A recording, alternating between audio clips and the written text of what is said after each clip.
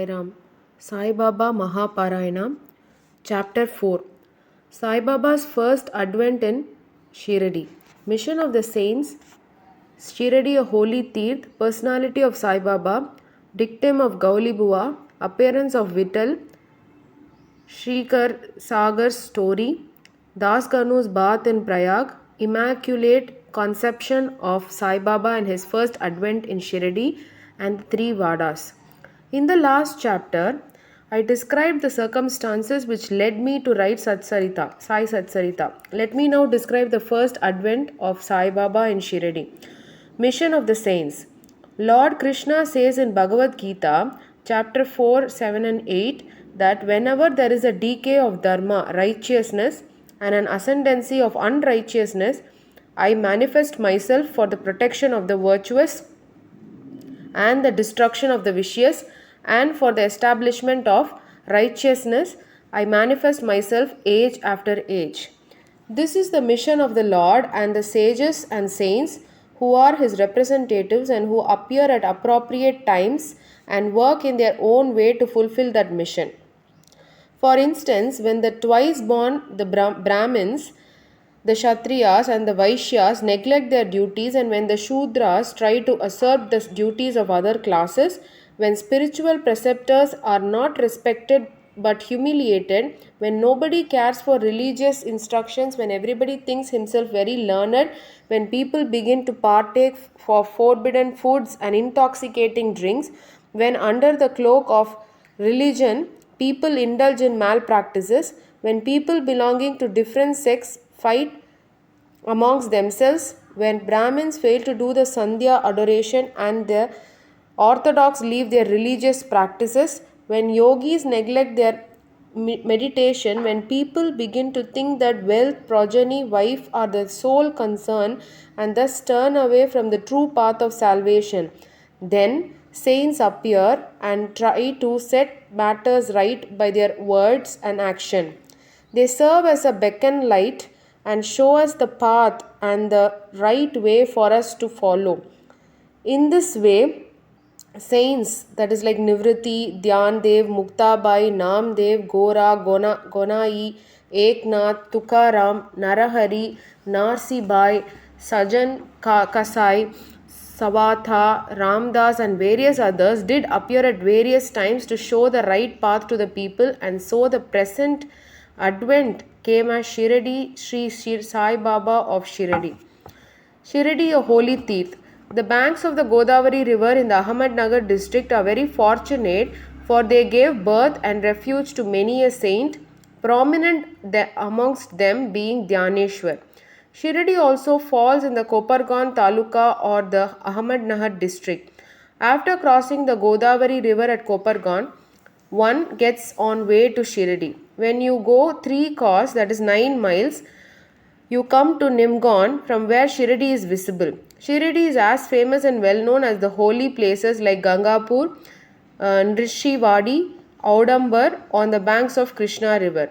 As the devotee, Damoji flourished and blessed Mangal Veda near Pandarpur, as Samartha Ramdas at Sajangad, as Sri Narasimha Saraswati as Saraswati Vada, so Sainath flourished at Shiradi and blessed it all. Personality of Sai Baba. It is on account of Sri Sai Baba that Shiradi grew into importance. Let us see what sort of a personage Sai Baba was. He conquered this sansar, worldly existence, which is very difficult and hard to cross. Peace or mental calm was his ornament, and he was the repository of wisdom. He was the home of Vaishnav devotees, most generous like Karna amongst all, the quintessence of all the essences.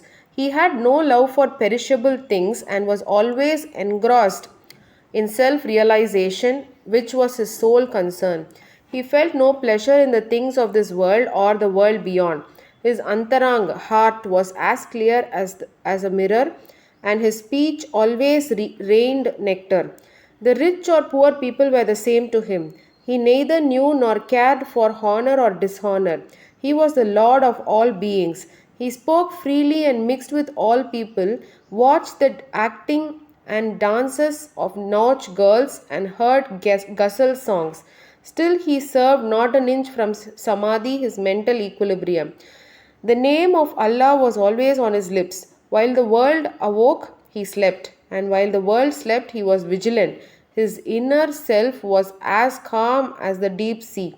His ashram could not be determined, nor his actions could be definitely determined, and though he sat in one place, he knew all the transactions of the world. His darbar was imposing. He told hundreds of stories daily, still he served not an inch from his oar of silence. He always leaned against the wall in the masjid or walked morning, noon, and evening towards Lendi and Chavadi. Still, he at all times abided in the self. Though a Siddha, he acted like a sadhaka. He was meek, humble, egoless, and pleased all. Such was Sai Baba, and as the soil of Shiradi was trodden by Sai Baba's feet, it attained extraordinary importance. As Dhyaneshwar elevated Alandi, Eknath did to Paitan, so Sai Baba raised Shiradi. Blessed are the grass leaves and stones of Shiradi, for they could kiss the holy feet of Sai Baba and take his dust on their heads. Shiradi became to us devotees another Pandarpur, Jagannath, Dwaraka, Benares, and Rameshwar, Badri, Kedar, Nasik, Trayambakeshwar, Ujjain, and Mahakaleshwar or Mahabaleshwar, Gokarn. Contact of Sai Baba in Shiradi was like our study of Veda and Tantra. It quietened our sansar and rendered self-realization. The darshan of Sri Sai was our yoga sadhana, and talk with him removed our sins. Shampooing his legs was our bath in Triveni Prayag, and drinking the holy water of his feet destroyed our sins. To us his commands were Vedas, and accepting, that is eating his udi, sacred ashes, and prasad was all purifying. He was our Sri Krishna and Sri Rama who gave us solace, and he was our Parabrahma, absolute reality. He was himself beyond the pair of dvandvas, opposites, never dejected nor elated. He was always engrossed in his self as existence, knowledge, and bliss. Shiradi was his center, but his field of action extended far beyond to Punjab, Calcutta, North India, Gujarat, Dhaka, now in Bangladesh, and Konkan. Thus, the fame of Sai Baba spread far and wide, and people from all parts came to take his darshan and be blessed. By mere darshan, minds of people, whether pure or impure, would become quiet at once. They got here the same unparalleled joy that the devotees get at Pandarpur by seeing Vittal Rakhumai. This is not an exaggeration. Consider what a devotee says in this respect. Dictum of Gaulibua. An old devotee by name Gaulibua, aged about 95 years, was a Varakari of Pandari. He stayed for 8 months at Pandarpur and for 4 months from July to November on the banks of the Ganges. He had a donkey with him for carrying his luggage and a disciple as his companion. Every year he made his vari or trip to Pandarpur and came to Shiradi to see Sai Baba, whom he loved the most. He used to gaze at Baba saying, "This is Pandarinath, Vittal incarnation, the merciful Lord of the poor and helpless." This Gaulibua was an old devotee of Vithoba and had made many a trip to Pandari, and he testified that Sai Baba was the real Pandarinath. Vittal himself appeared. Sai Baba was very fond of remembering and singing God's names. He always uttered Allah Malik, God is Lord, and in his presence made others sing God's name continuously day and night for all 7 days of the week. This is called as Nama Sapta. Once he asked Das Kanu Maharaj to do the Nama Sapta. He replied that he would do it provided he was assured that Vittal would appear at the end of the 7th day. Then Baba, placing his hand on his chest, assured him that certainly Vittal would appear, but for the devotee must be earnest and devout. The Dankapuri Thakur of the Dakurnath, the Pandari of Vittal, Dwaraka of Ranchud Krishna is here Shiradi. One need not go far to out to see Dwaraka. Will Vittal come here from some outside place? He is here only. Only when the devotee is bursting with love and devotion, Vittal will manifest himself here in Shiradi. After the Sapta was over, Vittal did manifest himself in the following manner. Kaka Sahib Dikshit was as usual sitting in meditation after his bath. He saw Vittal in a vision. When he went at noon for Baba's darshan, Baba asked him point blank, "Did Vittal Patil come? Did you see him? He is a very truant fellow. Catch him firmly, otherwise he will escape if you are even a little inattentive." This happened in the morning, and at noon there was another Vittal darshan. A hawker came there for selling 25 or 30 pictures of Vithoba. This picture exactly tallied with the figure that had appeared in Kaka Sahib's vision. On seeing this and remembering Baba's words, Kaka Sahib Dikshit was much surprised and delighted. He brought one picture of Vithoba and placed it in his shrine for worship.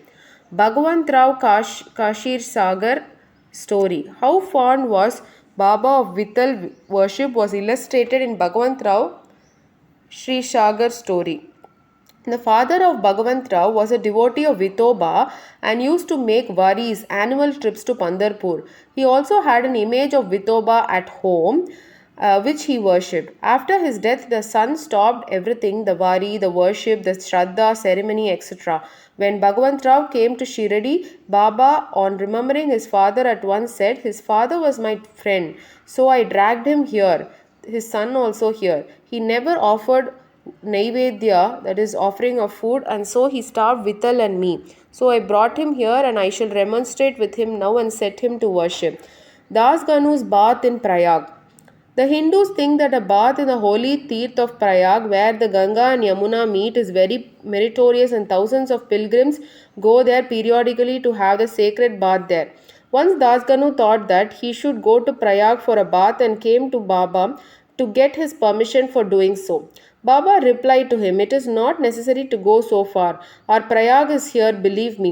Then, wonder of wonders, when Das Ganu placed his head on Baba's feet, out flowed streams of Ganga and Yamuna water from both the toes of Baba. Seeing this miracle, Das Ganu was overwhelmed with feelings of love and adoration, and tears filled my eyes. Inwardly, he felt inspired, and his speech burst forth into a song in praise of Baba and his Leelas. Immaculate conception of Sai Baba and his first advent in Shiradi. Nobody knew the parents, birth, or birthplace of Sai Baba. Many enquiries were made, many questions were put to Baba and others regarding these, but no satisfactory answer or information has yet been obtained. Practically, we know nothing about these matters. Namdev and Kabir were not born like ordinary mortals. They were found as infants in the mother of pearls, Namdev being found on the bank of Bimarati river by Gonai and Kabir on the bank of Bhagirathi river by Tamal. Similar was the case with Sai Baba. He first manifested himself as a young lad of 16 years under a neem tree in Shiradi for the sake of bhaktas. Even then, he seemed to be full of knowledge of Brahma. He had no desire for worldly objects even in a dream. He kicked out Maya and Mukti and was serving at his feet. One old woman of Shiradi, the mother of Nana Chaupadar, described him thus: "This young lad, fair, smart, and very handsome, was first seen under the neem tree, seated in an asan. The people of the village were wonderstruck to see such a young lad practicing hard penance, not minding the heat and cold. By day he associated with none, by night he was afraid of nobody. People were wondering and asking whence this young chap had turned up. His form and features were so beautiful that a mere look endeared him to all. He went to nobody's door, always sat near the neem tree. Outwardly he looked very young, but by his actions he was a great soul. He was the embodiment of dispassion and an enigma to all. One day it so happened that God Kandoba possessed the body of some devotee, and people began to ask him, 'Deva, you please enquire what blessed father's son is this lad, and whence did he come?' God Kandoba asked them to bring a pickaxe and dig in a particular place. When it was dug, Bricks were found underneath a flat stone. When the stone was removed, a corridor was seen in which four samais lights were burning. The corridor led to a cellar where cow mouth shaped structures, wooden rosaries were seen. Kandoba said, "This lad practiced penance here for 12 years. Then the people began to question the lad about this. He put them off by telling them that this was his guru's place, his holy warden, and requested them to guard this well. The people then closed the corridor as before. As Ashwatha and Audambara trees are held sacred, Baba regarded this neem tree equally sacred and loved it most. Mahalsapati and other Shiradi devotees regard this site as the resting place, Samadhi Sthan of Baba's Guru, and prostrate before it. 3 Vadas. The site with the neem tree and the surrounding place was bought by Mr. Hari Vinayak Sate. On this site, a big building style Sate's Vada was erected. This Vada was the sole resting place for all pilgrims who flocked there. A platform was built round the neem tree and lofts with steps were constructed. Under the steps there is a niche facing the south, and devotees sit on the par or platform facing north. It is believed that he who burns incense there on Thursday and Friday evenings will by God's grace, be happy. This Vada was old and dilapidated and needed repairs. The necessary repairs, additions, and alterations have been made now by the Sansthan. Then, after some years, another Vada, Dikshit's Vada, was constructed. Kaka Sahib Dikshit, the solicitor of Mumbai, had gone to England. He had injured his leg in an accident there. The injury could not be got rid of by any means. Nana Sahib Chandrokar advised him to see Sai Baba. So he went to Sai Baba in 1909 and requested him to cure the lameness of his mind rather than that of his leg. He was so much pleased with the darshan of Sai Baba that he decided to reside in Shiradi. So he built a Vada for himself and other devotees. The foundation of this building was laid on 10/12/1910. On this day, two other important events took place. Mr. Dada Sahib Kaparde was given permission to return home, and that the night Aarti at the Chavadi was started. The Vada was completed and was inhabited on the Ramanavami day in 1911 with due rites and formalities. Then another Vada or palatial mansion was put up by the famous millionaire Mr. Bhutti of Nagpur. A lot of money was spent on this building, but it was all well utilized, as Sai Baba's body is resting in this Vada, which is now called the Samadhi Mandir. The site of this Mandir formerly had a garden which was watered and looked after by Baba. 3 Vadas thus came up where there was none formerly.